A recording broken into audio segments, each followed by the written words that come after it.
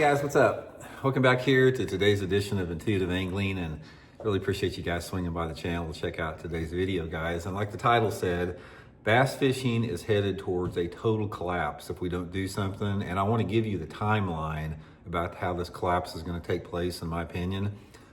This is something, guys, these are the most important fishing videos to do, because I can sit here and just be all, rainbows and unicorns and tell you guys all the great things about bass fishing, but somebody's got to be the canary in the coal mine and call out these, sustainability problems and the threat to fishing. If I'm the one that has to do that, I'll definitely gladly shoulder that. But I want to make you guys aware of some stuff that is a direct threat to the future of the sport. And if something does not happen or change, it will take place. There's no ifs, ands, or buts about it. It'll take place. So we're going to get into that in today's video, maybe offer some solutions to that. So we're going to dig into that here. Also, guys, before we get started, a couple quick things. Just want to remind everybody, one way to support this channel, guys, if you like the content and you want to support what I'm doing here, just hit that subscribe button. That's free and easy to do so. If you hit the like button and you subscribe and you comment on the videos, that really pushes the videos out by YouTube and it helps the channel grow.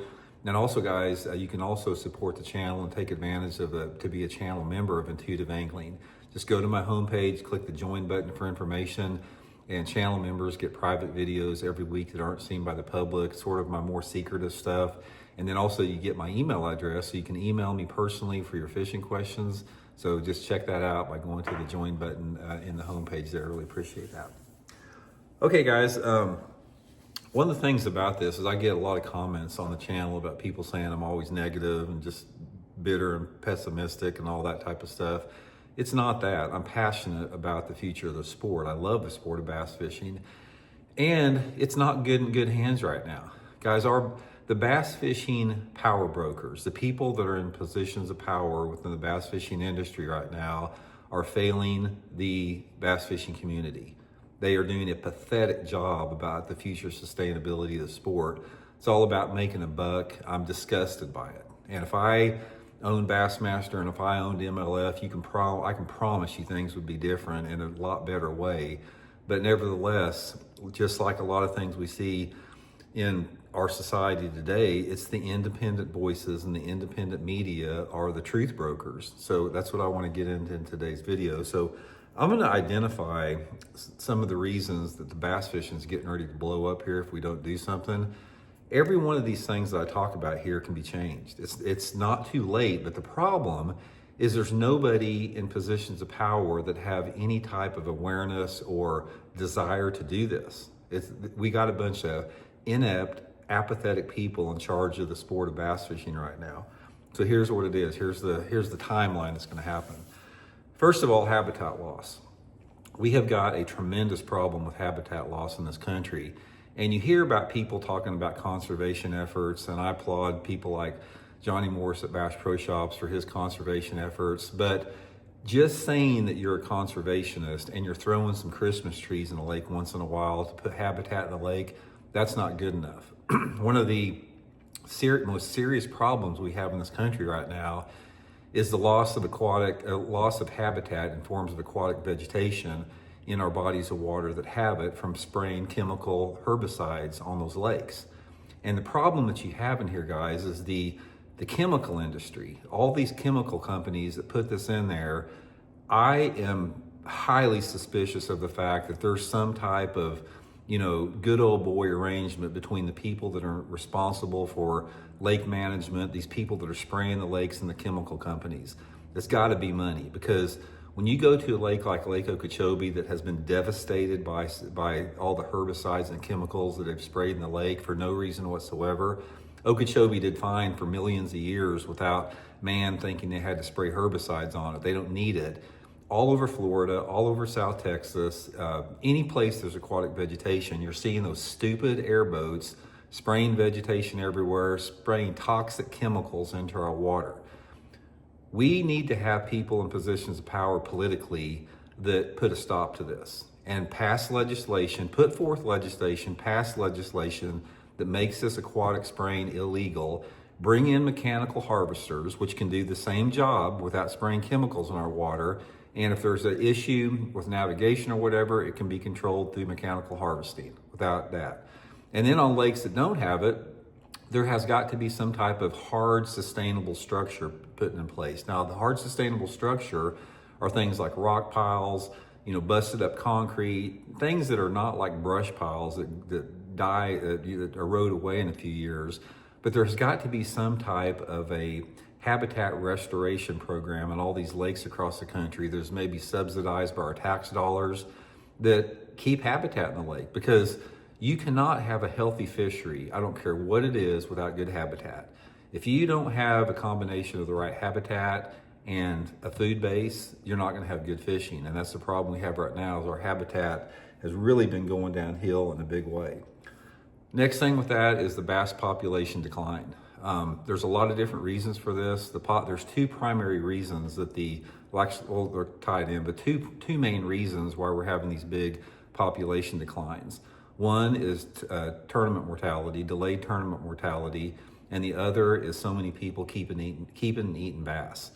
And we talked about this a lot on the channel, but let me reiterate. There are a lot more people, seems like more than ever now, that are keeping and eating bass. And it's not like this is 1975, guys, where people did that regularly, because we have 95% more fishermen now than we did in 1975. These fisheries cannot sustain the type of harvesting that they're getting. And the conservation departments, guys, I've lost all faith in the conservation departments to do the right thing in terms of reducing creel limits, putting in slot limits, instituting things that protect the fishery. It's almost like they consider the fisheries managers I've talked to, it's like the lakes are just basically places, resources for people to go keep and eat fish out. And the conservation departments do not understand how efficient and how good the anglers have got in keeping fish. And on top of that, they're not policed. We don't have enough wildlife officers to police everybody. There's people keeping and eating over their limit, keeping and eating undersized bass, going out at night and flaying them out. There's a lot of people that have come over here from foreign countries that don't know the law, and they'll keep 40 bass. If they catch 40 bass, they'll keep 40 bass. If they're 6 inches or 6 pounds, it doesn't matter. So you got that element, and then you've also got the element of the delayed mortality. Now, this delayed mortality has always been a problem in tournaments, especially when you have tournaments during the spawn or during the post-spawn when those fish are weak.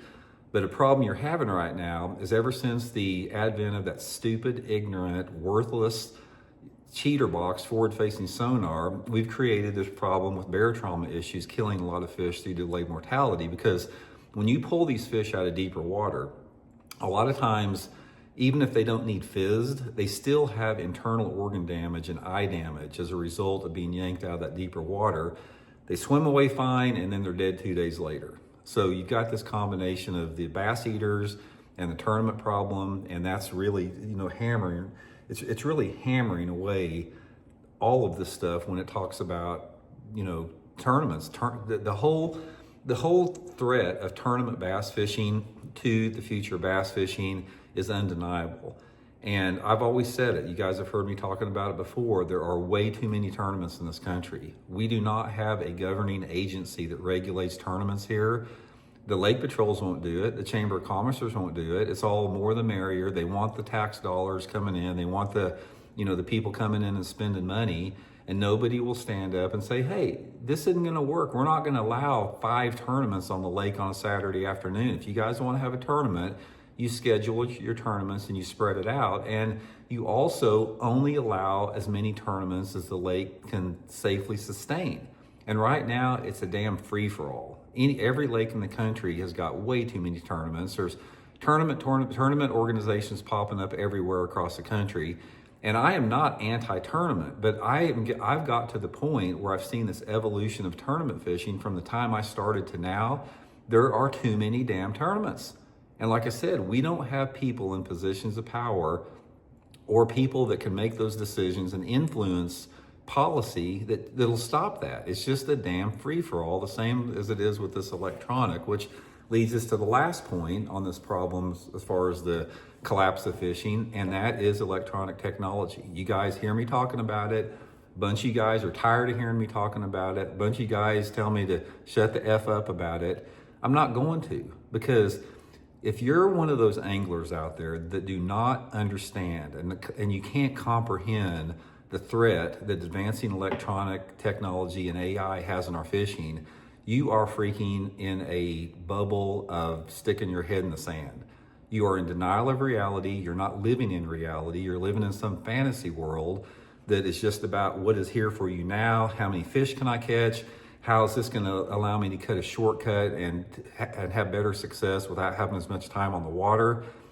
This whole electronic sonar technology is probably one of the biggest things that is going to collapse the sport when you combine it with everything else. You combine it with the habitat loss, you combine it with the increased fishing pressure, you combine it with the meat hunters that are using forward-facing sonar to catch limits of crappie in 15 minutes. All this stuff together, the tournaments, the sonar, the loss of habitat, is going to collapse our bass fishing world. It's going to happen. There's no ifs, ands, or ups about it. It's just a matter of time. It's the same way with man-made climate change. Man-made climate change is going to destroy the human race. It's just a matter of time if we don't mitigate it. And the same with the mitigation efforts on this whole thing I'm talking about, the sustainability of fishing. Most people, the problem with humans is they don't do anything until it's too late. If you look at human history and all the issues and problems we've had, it's usually too late by the time they decide to make some type of action or mitigation efforts.